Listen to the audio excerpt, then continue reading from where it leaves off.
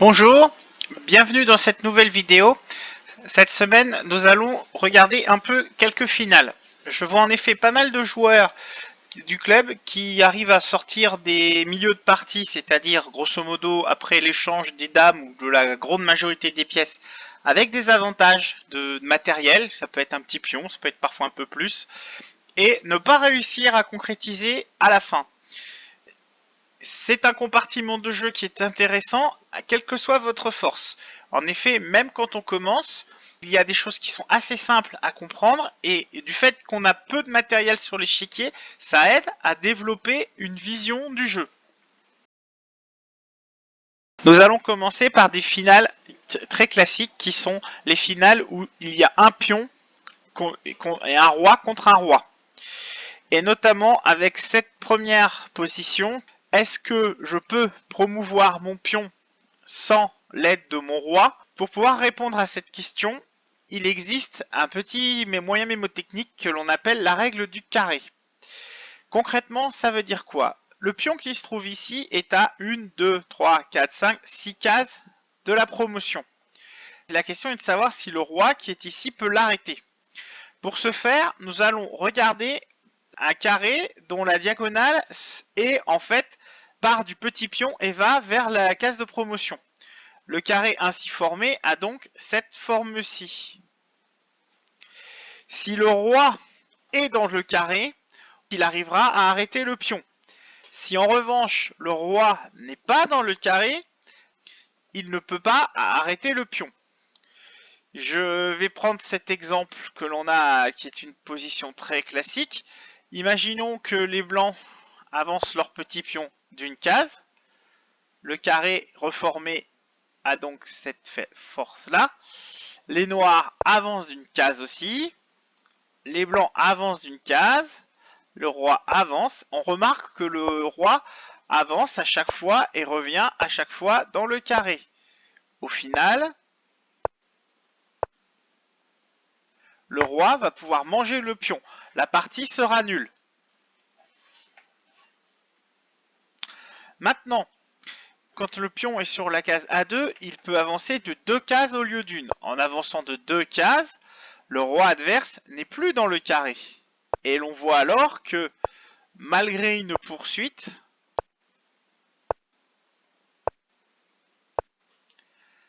le roi arrive trop tard. Dans cette position, il y a une petite différence par rapport à tout à l'heure. Maintenant, quoi qu'on fasse, le roi noir est dans le carré du pion. Même si j'avance de 2 cases, rien n'y fait, le roi reste dans le carré du pion. Le pion ne peut pas aller à la dame tout seul. Pour pouvoir gagner cette finale, il faut essayer d'amener son roi sur une de ces cases-ci, de façon à ce que le roi puisse contrôler les 3 cases qui sont ici.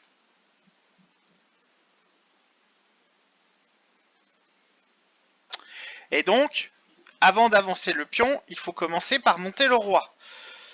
Les noirs, eux, de leur côté, vont chercher également à monter. Les deux rois sont face à face. Ils sont séparés par ces 3 cases. Ils ne peuvent pas avancer puisque le roi adverse contrôle les cases. On dit que les rois sont en opposition. Dans cette situation, c'est celui qui a le trait qui est obligé de laisser du terrain à l'autre roi. En effet, si le roi noir se décale par exemple d'une case sur le côté, le roi peut monter. Si le roi noir se décale de ce côté-là, le roi blanc peut monter. Bien évidemment, le fait de monter ici n'apporterait pas grand-chose pour le moment. Donc ce que vont faire les blancs, c'est qu'ils vont conserver l'opposition. Les noirs cherchent à se mettre sur à intercepter la trajectoire du pion pour l'arrêter. Et interdire au roi blanc de venir. Mais rien ne fait. L'opposition est enfin utilisée. Le roi monte. Ici, que faire avec les noirs? Les noirs peuvent tenter de monter vers le haut pour toujours essayer de prendre le contrôle de cette case.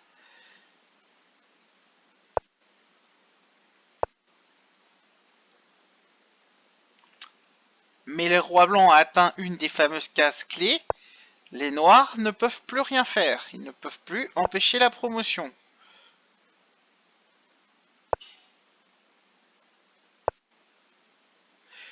Encore une prise d'opposition. Si le roi va par là, je vais monter là. Si le roi va de ce côté-ci, je passe par l'autre côté.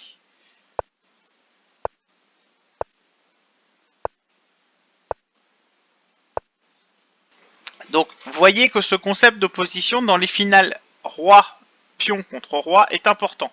À noter que quand j'étais dans cette position-ci, le point important était justement qu'en venant ici, j'ai quelque part pris une sorte d'opposition virtuelle vis-à-vis du roi adverse, puisque il y a un nombre de cases impair qui sépare les deux rois.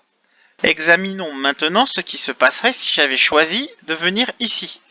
Dans ce cas, les noirs pourraient prendre cette fameuse opposition.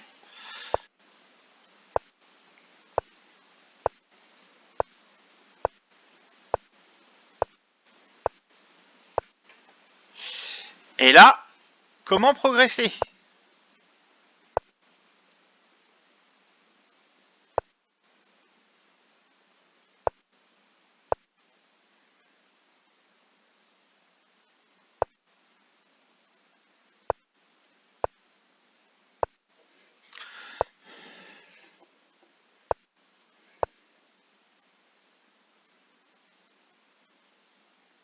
On voit que c'est difficile.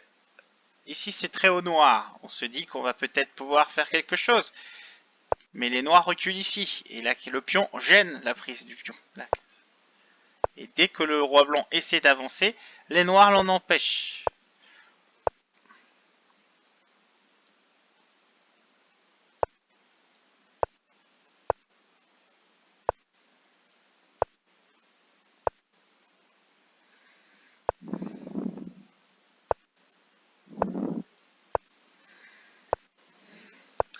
Et nous arrivons à un pat. C'est-à-dire que le roi noir ne peut plus du tout bouger.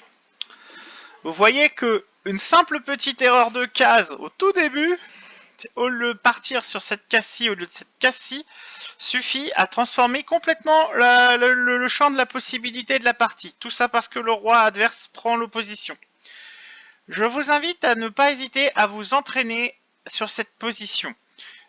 Notamment, vous pouvez le faire sur Lichess. Vous allez dans Outils, Éditeur de position, vous videz l'échiquier, vous mettez votre roi ici, le roi noir ici, un pion ici, et vous faites continuer depuis cette position en jouant contre un ordinateur. D'accord. Vous prenez les blancs. Et c'est parti. Vous pouvez essayer de vous entraîner contre l'ordinateur. Vous avez compris le principe. Voilà, c'était tout pour cette première position. J'espère que ça vous a intéressé et que nous pourrons continuer à voir d'autres finales dans la semaine.